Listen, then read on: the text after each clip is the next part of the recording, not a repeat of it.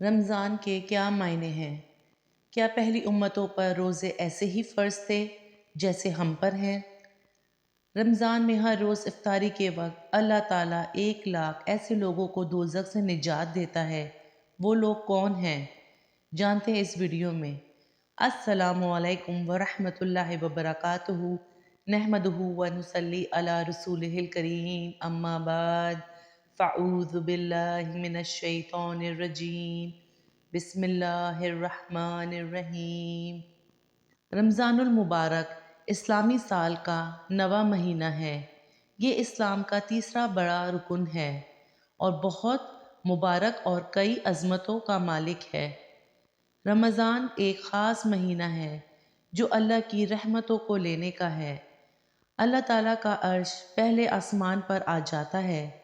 اس مہینے میں جنت کے دروازے کھول دیے جاتے اور جہنم کے دروازے بند کر دیے جاتے ہیں اور شیطان قید کر دیے جاتے ہیں۔ اسی ماہ میں پروردگار نے اپنے بندوں کا وعدہ دیا ہے کہ وہ ان کی تمام دعاؤں کو قبول فرمائے گا۔ دنیا اور آخرت میں کامیابی حاصل کرنے کا مہینہ بھی یہی ہے۔ رمضان تو علم کا مہینہ ہے اور چاروں آسمانی کتابیں رمضان میں نازل ہوئیں اور سارے صحیفے رمضان میں ہوئے۔ حضرت ابراہیم علیہ السلام پر چھوٹی کتابیں نازل ہوئیں یکم رمضان کو۔ حضرت موسیٰ علیہ السلام پر تورات نازل ہوئی 2 رمضان کو۔ حضرت داؤد علیہ السلام پر زبور نازل ہوئی 6 رمضان کو۔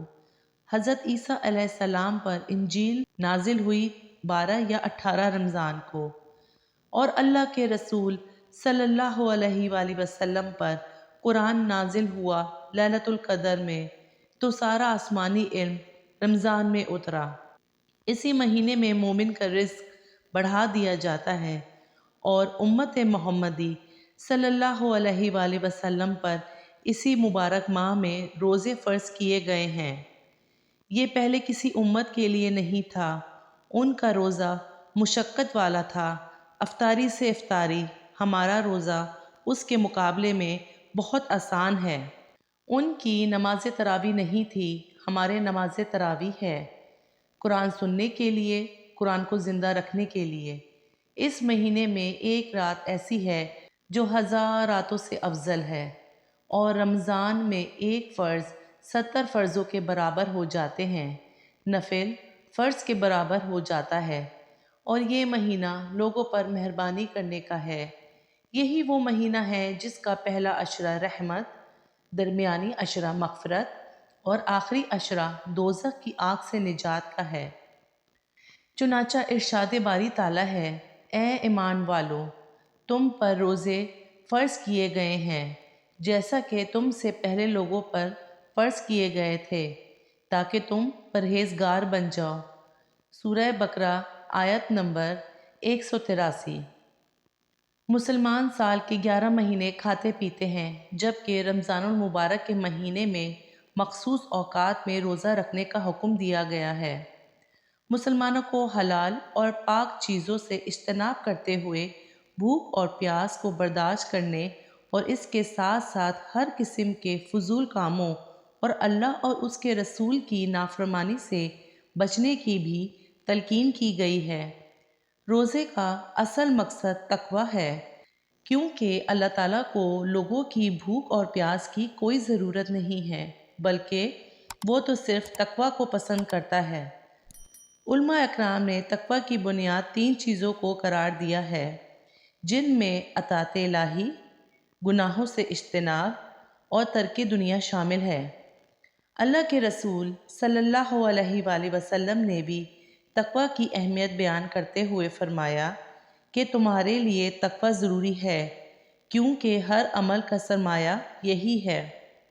سارے مہینوں کے نام عربوں نے رکھے: محرم، صفر، ربیع اول، ربیع الثانی، جمادی اول، جمادی الثانی، رجب، شعبان، رمضان، شوال، ذی القعدہ، ذی الحجہ۔ اس میں جو رمضان ہے یہ نام اللہ نے رکھا، باقی مہینوں کے نام تو عربوں نے رکھے۔ پھر ان کی زبان پہ اللہ لایا رمضان، چونکہ ابھی تو دنیا بھی نہیں بنی تھی، اللہ نے قرآن کی تلاوت فرمائی تھی۔ تو رمضان کا نام اللہ نے پہلے سے چن رکھا تھا، پھر ان سے رکھوا دیا۔ رمضان کہتے ہیں رمدا یرمدو، یعنی جل جانا۔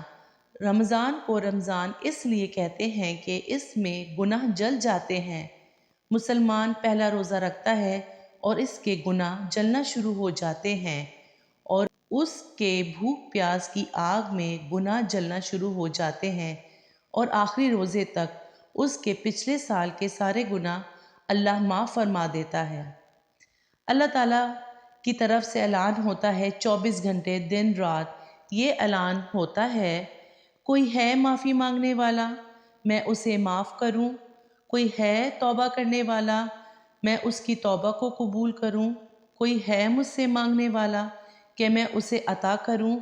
یہ 3 آوازیں 24 گھنٹے چلتی ہیں آسمانوں پر، اور پھر ایک فرشتہ اعلان کرتا ہے، اے نیکی کے چاہنے والے، زور لگا، آگے بڑھ۔ دوسرا فرشتہ اعلان کرتا ہے، اے گناہ میں ڈوبے ہوئے انسان، واپس آ جا، اللہ کی چھاؤں میں آ جا، اللہ کی رحمت میں آ جا، اللہ کی بخشش کی چادر میں اپنے آپ کو چھپا لے۔ صحیح بخاری حدیث نمبر 1899۔ حضرت ابو ہریرہ رضی اللہ عنہ سے روایت ہے کہ رسول اللہ صلی اللہ علیہ وآلہ وسلم نے فرمایا، جب رمضان آتا ہے تو آسمانوں کے دروازے کھول دیے جاتے ہیں اور دوزخ کے دروازے بند کر دیے جاتے ہیں، اور شیاطین کو زنجیروں میں جکڑ دیا جاتا ہے۔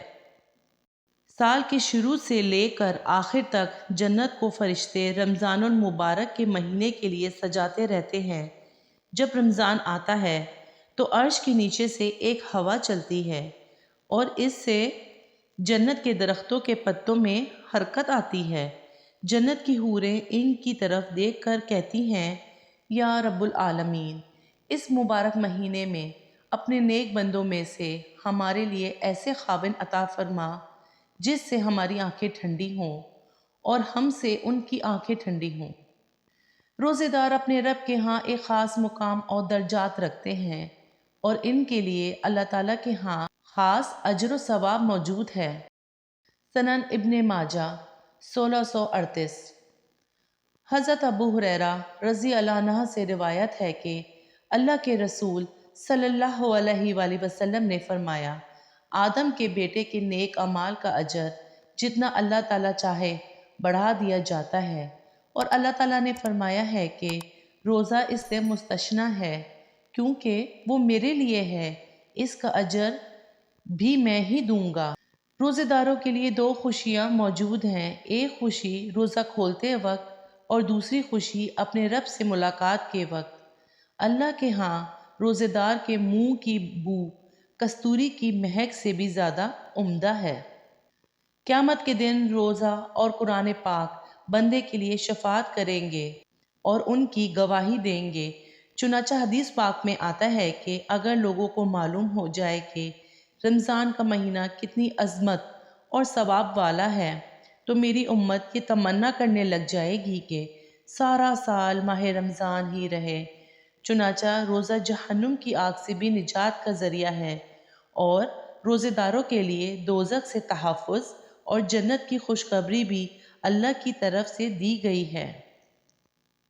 صحیح بخاری حدیث نمبر 1901۔ حضرت ابو ہریرہ رضی اللہ عنہ سے روایت ہے کہ رسول اللہ صلی اللہ علیہ وآلہ وسلم نے فرمایا، جو کوئی شب قدر میں ایمان کے ساتھ اور حصول ثواب کی نیت سے عبادت میں کھڑا ہو، اس کے تمام اگلے گناہ بخش دیے جائیں گے، اور جس نے رمضان کے روزے ایمان کے ساتھ اور ثواب کی نیت سے رکھے، اس کے اگلے تمام گناہ معاف کر دیے جائیں گے۔ جنت میں روزے داروں کے لیے ایک خاص مقام اور نعمتیں اللہ کی طرف سے تیار کر رکھی ہیں، اور جنت کے 8 دروازوں میں سے ایک دروازہ خاص طور پر روزے داروں کے لیے ہے، جس دروازے سے صرف روزے دار ہی جنت میں داخل ہو سکیں گے۔ ماہ رمضان میں ہر روز افطاری کے وقت اللہ تعالیٰ 1,00,000 ایسے لوگوں کو دوزخ سے نجات دیتا ہے جن پر دوزخ فرض ہو چکی ہوتی ہے، جبکہ رمضان کے آخری دن اللہ تعالیٰ اتنی مقدار میں لوگوں کو دوزخ سے آزاد کرتے ہیں جتنا سارا رمضان آزاد کر چکے ہوتے ہیں۔ سنن نسائی حدیث نمبر 2256۔ اللہ کے رسول صلی اللہ علیہ وآلہ وسلم نے یہ بھی ارشاد فرمایا ہے کہ جس نے اللہ کی رضا کی خاطر روزہ رکھا، اللہ تعالیٰ اسے دوزخ سے 100 سال کی مسافت جتنا دور فرمائے گا۔ ہم سب کے لیے مبارک موقع ہے کہ اللہ تعالیٰ نے ہمیں رمضان کے استقبال کے لیے اللہ نے ہمیں مہلت دی، ہم زندہ ہیں، اور اللہ کرے رمضان سال سب کو نصیب ہو، آمین۔ اگر ویڈیو اچھی لگی ہو تو لائک اور شیئر کرنا مت بھولے گا۔ چینل پہ نئے ہیں تو سبسکرائب اور بیل آئیکن پریس کر لے گا تاکہ میرے آنے والی نئی ویڈیو کی نوٹیفیکیشن آپ تک پہنچ جائے۔ اللہ آپ سب کو اپنی حفظ و امان میں رکھے، آمین۔ ملتے ہیں اگلی ویڈیو میں، تب تک کے لیے اللہ حافظ۔